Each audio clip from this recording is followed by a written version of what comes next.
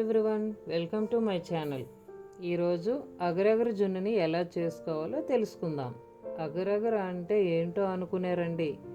China గ్రాస్ని agar agar అని కూడా అంటారు. ఇది మీ దగ్గరలో ఉన్న ఏ సూపర్ మార్కెట్లోనైనా దొరుకుతుంది. కావాలంటే అమెజాన్లో అయినా ఆర్డర్ పెట్టుకోవచ్చు. ముందుగా 10 గ్రాముల అగరగర్ని ఒక బౌల్లో వేసుకొని శుభ్రంగా కడిగేసుకోండి. కడిగేసుకున్నాక దాంట్లో ఒక హాఫ్ గ్లాస్ నీళ్ళు వేసుకొని ఒక 5 నిమిషాలు పక్కన పెట్టుకోండి. ఇప్పుడు స్టవ్ మీద ఒక గిన్నె పెట్టుకొని ఒక హాఫ్ గ్లాస్ వాటర్ పోసుకొని గట్టిగా మరగనిద్దాం. పనిగా ఇంకో గిన్నెను స్టవ్ మీద పెట్టుకొని ఒక హాఫ్ లీటర్ పాలని పోసుకొని బాయిల్ అవనిద్దాం. 10 గ్రామ్స్ అగరగరికి హాఫ్ లీటర్ పాలు కరెక్ట్ క్వాంటిటీ. మరుగుతున్న నీళ్ళల్లో మనం ముందుగా నానబెట్టుకున్న అగరగర్ని వేసుకుందాం. ఇప్పుడు 2 బౌల్స్ని తీసుకొని చక్కగా నెయ్యిని అప్లై చేసుకుందాం. అప్లై చేసుకున్నాక వీటిలోకి జీడిపప్పులు వేసుకొని పక్కన పెట్టుకుందాం. బాయిల్ అవుతున్న అగరగరు సాఫ్ట్గా అయిన తర్వాత పాలల్లో వేసి కలిపేసుకుందాం. ఆ పాలని కలుపుతూ బెల్లాన్ని కూడా వేసుకొని కరిగే వరకు కలుపుకుందాం. స్వీట్ కొంచెం ఎక్కువగా కావాలనుకునే వాళ్ళు కొంచెం బెల్లాన్ని ఎక్కువగా వేసుకోవచ్చు.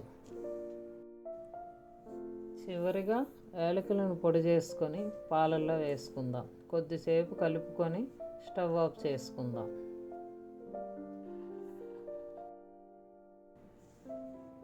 ఇప్పుడు ముందుగా నెయ్యి అప్లై చేసుకున్న 2 బౌల్స్లోకి మిశ్రమాన్ని వేసుకుందాం. 2 బౌల్స్లో ఒక బౌల్ని ఫ్రిడ్జ్లో పెట్టుకుందాం. ఫ్రిడ్జ్లో పెట్టుకున్న జున్ను గట్టిపడడానికి ఒక అరగంట సేపు పడుతుందండి. ఇంకో బౌల్ని బయట ఉంచుకుందాం. ఈ జున్ను గట్టిపడటానికి 1 గంట సేపు పడుతుంది. ఫ్రిడ్జ్లో నుంచి బయటకు తీసుకున్న తర్వాత 2 బౌల్స్ల జున్ను ఒకే విధంగా గట్టిపడిందండి. ఇప్పుడు ఎడ్జెస్ని కొంచెం కదిలించుకొని ఒక ప్లేట్లోకి బోర్లించుకుందాం.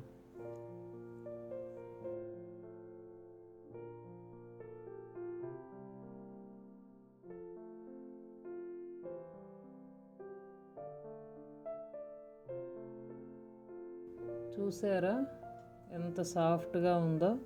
తింటే కూడా అంతే సాఫ్ట్గా అంతే టేస్టీగా ఉంటుంది. మనం గేదె పాలతో చేసుకున్న జున్నుకి ఏమాత్రం తీసిపోదండి. ఇంట్లో మీరు కూడా ట్రై చేసుకొని ఎలా ఉందో కామెంట్ బాక్స్లో కామెంట్ చేయండి. నెక్స్ట్ వీడియోలో మళ్ళీ కలుద్దాం.